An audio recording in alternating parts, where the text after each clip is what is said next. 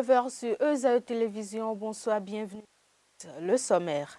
L'adoption du décret fixant les conditions d'exercice et les modalités de contrôle des organismes en matière d'adoption internationale en République du Bénin, nouvelles modalités de remise de carnet de pension de retraite aux assujettis du Fonds national des retraites du Bénin. Ces deux décisions font partie des décisions prises lors du traditionnel compte rendu du Conseil des ministres de ce mercredi 16 septembre 2020.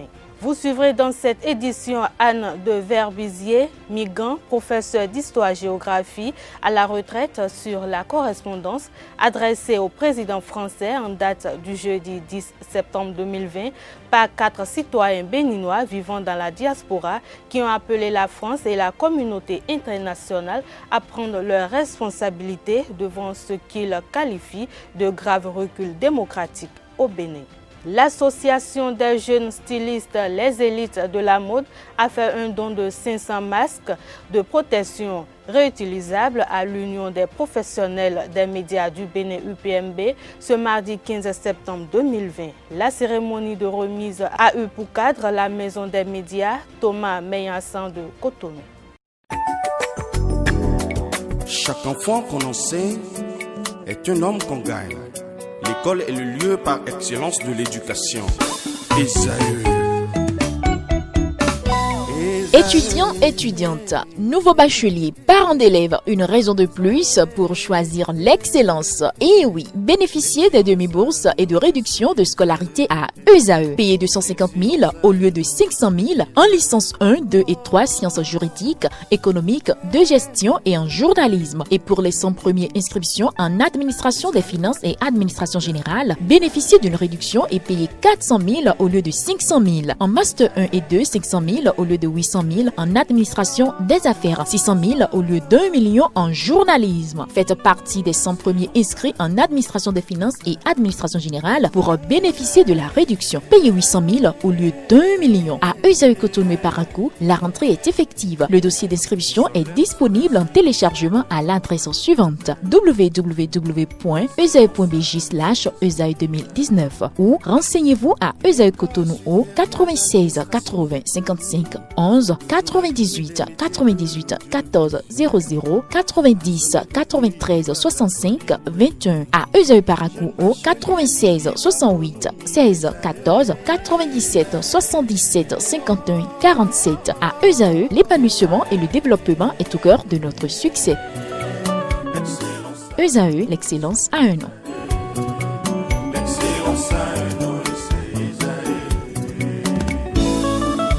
La rumba, c'est la musique des sages. Et ESAE, c'est l'école des sages.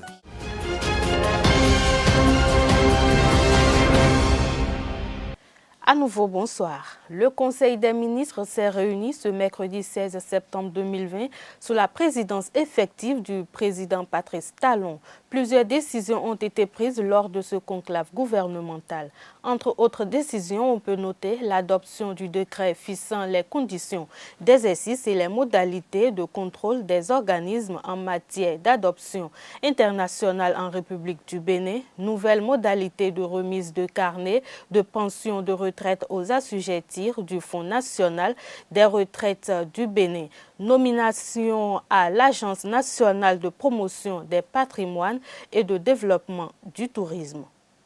Dans une correspondance en date du jeudi 10 septembre 2020 et adressée au président français Emmanuel Macron, 4 citoyens béninois vivant dans la diaspora ont appelé la France et la communauté internationale à prendre leurs responsabilités devant ce qu'ils qualifient de grave recul démocratique au Bénin.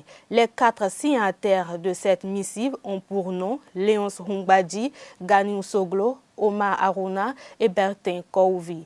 À cet effet, ESAE TV s'est rapproché de Anne Verbizier Migan, professeure d'histoire-géographie à la retraite, afin de recueillir pour vous sa lecture de cette démarche politique préévoquée. Elle s'exprime au micro d'Abdelkader Achirou.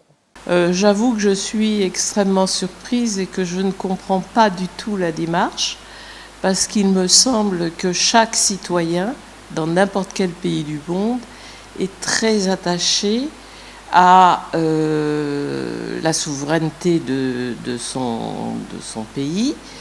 Et écrire au président français pour dénoncer un soi-disant, permettez-moi de prendre position, recul de la démocratie, c'est demander à la France de s'ingérer dans les affaires politiques intérieures du Bénin. J'avoue que je suis totalement surprise, que je ne comprends pas cette démarche, d'autant plus que je suis quand même au Bénin depuis 1978 et que je connais et je sais combien les citoyens béninois sont attachés à l'indépendance de leur pays, et ce qui est tout à fait normal.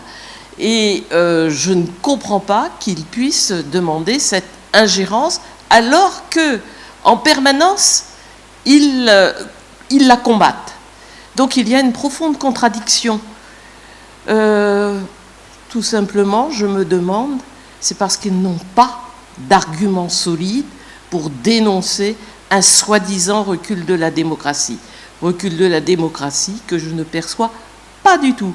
Je crois au contraire que le Bénin est en train de vivre une phase extraordinaire où la démocratie, qui a été rétablie en 1990, eh bien, est en train tout simplement de faire un bond en avant dans la maturité, mais que des personnes soient perdues, je le comprends parfaitement. Mais cela ne s'assimile pas à un recul de la démocratie, au contraire, à une transformation pour mieux avancer, à une modernisation pour mieux avancer. Permettez-moi de terminer en disant que le chef de l'État est profondément visionnaire, malheureusement profondément incompris par nombre de ses compatriotes. L'association des jeunes stylistes Les Élites de la mode a fait un don de 500 masques de protection réutilisables à l'Union des professionnels des médias du Bénin UPMB ce mardi 15 septembre 2020. La cérémonie de remise a eu pour cadre la maison des médias Thomas Mayassan de Cotonou. Une fois reçu, le bureau exécutif a procédé à la distribution des masques aux représentants des organes de presse présents en y ajoutant des flacons de gel hydroalcoolique. Le compte rendu avec Carles Kitome. Dans le souci d'accompagner les pouvoirs publics et de soutenir les hommes de médias dans la lutte contre la COVID-19, l'association de stylistes, les élites de la mode, ont mis 500 masques réutilisables à la disposition de l'Union des professionnels des médias du Bénin ce 15 septembre 2020 à la Maison des médias.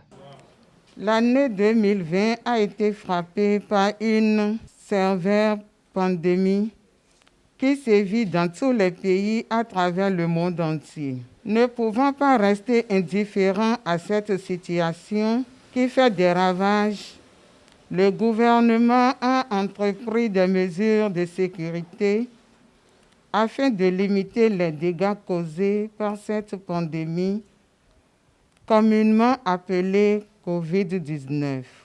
Dans l'aimable volonté de porter main forte à l'exécutif, notre association, les élites de la mode, constituée de jeunes stylistes, ayant pour objectif de promouvoir la mode, s'est engagée à faire don de masques à certaines entreprises privées, publiques, dont la vôtre.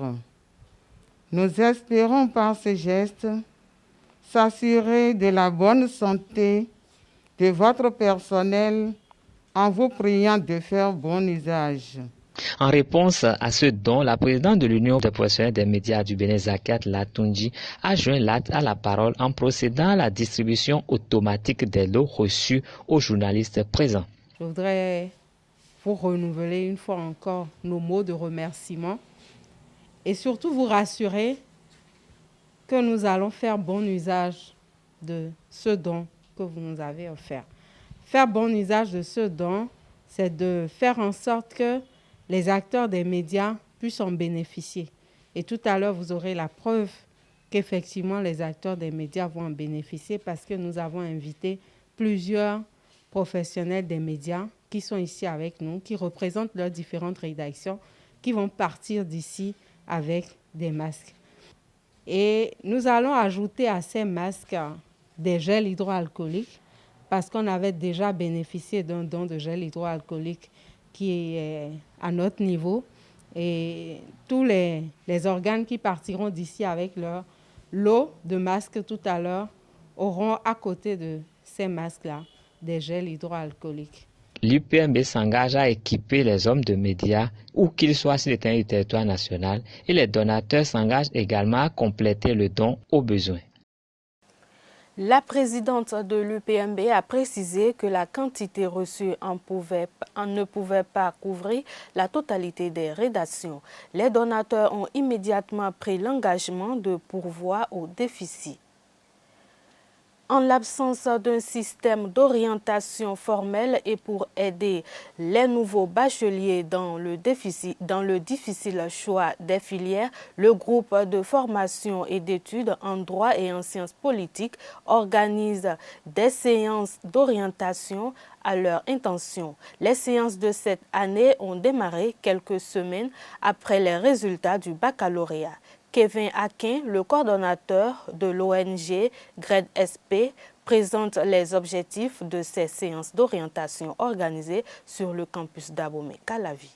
Nous organisons ces séances d'orientation-là, nous les organisons dans le but de pouvoir permettre aux étudiants, aux nouveaux bacheliers, de trouver quand même, le moment où, je ne sais pas, les outils nécessaires, les aptitudes nécessaires pour pouvoir mieux s'orienter. Parce que quand vous vous orientez bien, vous réussissez votre vie d'une façon générale. En réalité, nous, quand on fait les séances d'orientation de façon générale, on se dit il faut permettre aux étudiants d'avoir, aux nouveaux bacheliers, d'avoir une idée un peu plus générale de ce que c'est que l'université, de ce que c'est que les études supérieures. Mais fort est de constater que quand les étudiants, les nouveaux bacheliers viennent, souvent quand vous allez pendant les séances de sport, vous demandez à un nouveau bachelier, alors mon frère, tu as eu le bac, qu'est-ce que tu veux faire aujourd'hui? Il te dit non, bon, j'attends que les sports finissent avant de faire un choix. Donc c'est-à-dire que depuis qu'il est allé à l'école, il n'a jamais pris le soin de se demander qu'est-ce que je vais faire. Vous voyez, donc c'est ce qui rend un peu compliqué. Donc nous organisons ça de façon générale, comme je l'ai dit tantôt, pour permettre à ces étudiants-là de savoir, si je vais à la FLAC, voici telle chose que je peux faire. Si je vais, disons, à la FADESP, voici telle chose que je peux faire. La preuve, nous avons même invité des universités d'enseignement supérieur, des universités privées, pour pouvoir au moins diversifier le choix. Il ne faudrait pas que ce soit un peu comme si on demandait aux étudiants d'aller dans les universités d'enseignement public et c'est tout. Il y a des parents qui n'aiment pas que leurs enfants partent à l'université. Il y a des enfants qui n'aiment pas venir à l'université du tout. Donc, il faut leur permettre de pouvoir avoir l'information. Nous, on le dit ici, celui qui a l'information, il a le pouvoir. Nos séances d'orientation sont de façon générale pour informer les nouveaux bacheliers, leur donner l'information pour qu'ils puissent avoir le maximum d'informations et en fonction des informations qu'ils ont sous la main, de pouvoir faire des choix. Vous voyez, donc on ne leur dit pas aujourd'hui, forcément aujourd'hui il n'y a pas de l'emploi dans le pays, donc ne partez pas dans telle faculté, non. Les étudiants peuvent avoir leur choix.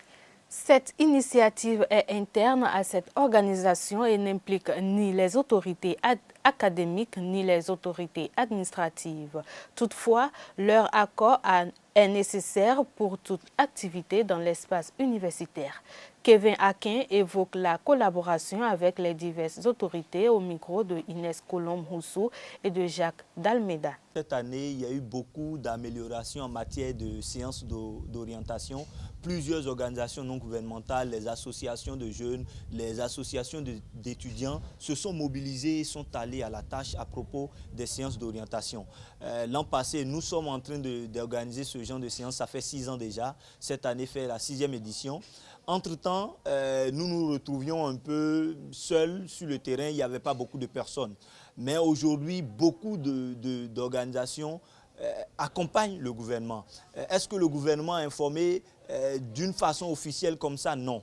Mais chaque association ou chaque organisation qui a ça dans ses objectifs essaie de les organiser.